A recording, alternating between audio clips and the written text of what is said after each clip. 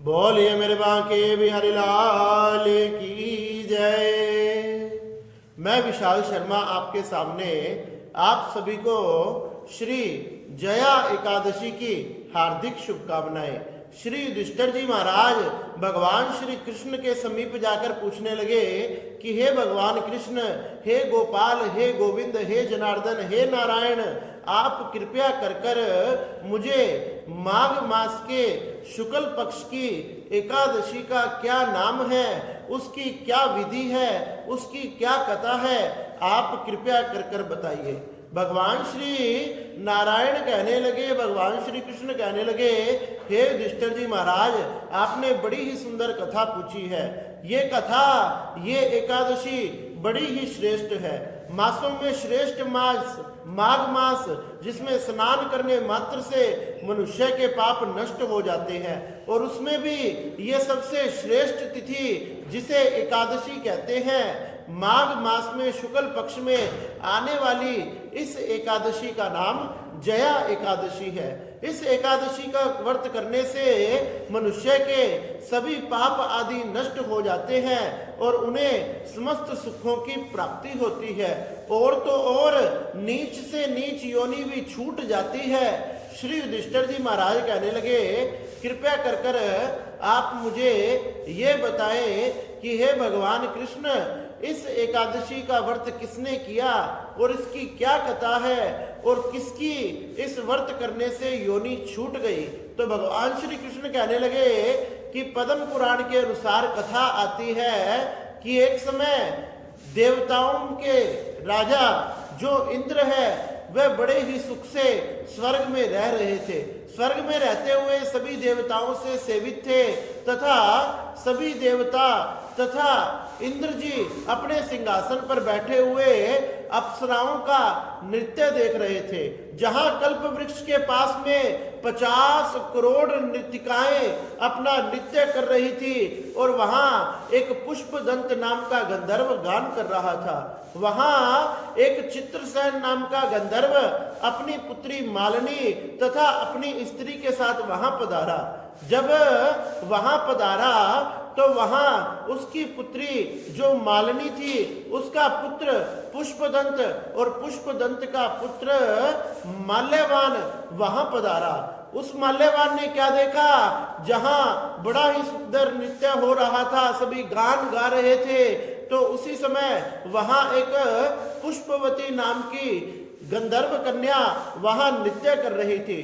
पुष्पवती नाम की गंधर्व कन्या को जब माल्यवान ने देखा तो उसका मन मोहित हो गया, और जैसे ही पुष्पवती नाम की कन्या ने माल्यवान को देखा तो उसका भी मन मोहित हो गया।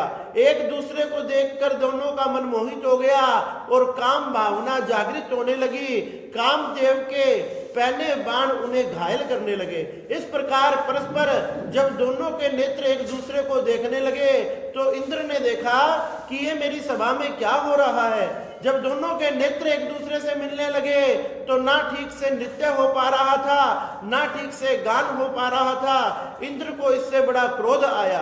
इंद्र कहने लगा कि मेरी सभा में तुम्हारा इतना दुस्साहस, तुम ये नीच कर्म कर रहे हो, एक दूसरे की तरफ देख रहे हो, कामदेव को जागृत कर रहे हो, इस प्रकार तुमने मेरी सभा में ये सब कर कर अच्छा नहीं किया।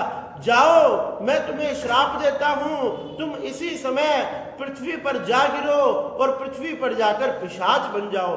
दोनों उसी समय पृथ्वी पर आ गिरे और पृथ्वी पर हिमालय पर्वत पर आकर दोनों पिशाच बन गए। जब हिमालय पर्वत पर आकर दोनों पिशाच बन गए तो वह दोनों बड़े ही तड़पने लगे, क्योंकि भूख प्यास आदि से उन बड़ा ही चिंतित रहते थे। ना उन्हें कुछ खाने को मिल पाता था, ना उन्हें कुछ पीने को मिल पाता था। इतने बड़े विशाल पर्वत पर इधर उधर ही भटकते रहते थे। इस प्रकार उन्हें दुख से रहते हुए काफी समय व्यतीत हो गया। एक दिन वह कहने लगा पिशाच अपनी पत्नी से कि हमें इतना बड़ा दुख क्यों प्राप्त हुआ? अरे हमने हमारे जीवन में ऐसा कौन सा निंदनीय कर्म किया, पूर्व जन्म में ऐसा कौन सा कर्म किया जो हमें पिशाच योनि मिली? क्योंकि ये योनि सबसे खतरनाक है, ये योनि सबसे बुरी है। दोनों आपस में विचार कर रहे थे और इस प्रकार रह रहे थे। रहते रहते संयोगवश माघ मास की शुक्ल पक्ष की जया एकादशी आ गई। जब माघ मास की इतनी सुंदर जया एकादशी आई तो उस दिन भी उन दोनों को खाने पीने को कुछ नहीं मिला। जब दोनों को खाने पीने को कुछ नहीं मिला तो दोनों निराहार ही रहे और इस प्रकार निराहार रहते हुए पूरा दिन व्यतीत हो गया। जब पूरा दिन व्यतीत हो गया, रात्रि में सर्दी अधिक होने के कारण उन दोनों को नींद नहीं आई और दोनों कांपते रहे। एकादशी के दिन जाने अनजाने में ही दोनों ने कुछ भी ग्रहण नहीं किया तथा रात्रि में जागरण भी हो गया और भगवान नारायण इससे प्रसन्न हो गए। भगवान नारायण की कृपा से द्वादशी के दिन उन दोनों की वह पिशाच योनि छूट गई और इस एकादशी के व्रत के प्रभाव से भगवान नारायण की कृपा से दोनों को बड़ी सुंदर देह की प्राप्ति हुई। दोनों आभूषण आदि से अलंकृत हो गए तथा सुंदर विमान में बैठकर फिर से स्वर्ग चले गए। जब वह दोनों स्वर्ग में चले गए तो इंद्र की सभा में जाकर इंद्र को प्रणाम नमस्कार किया।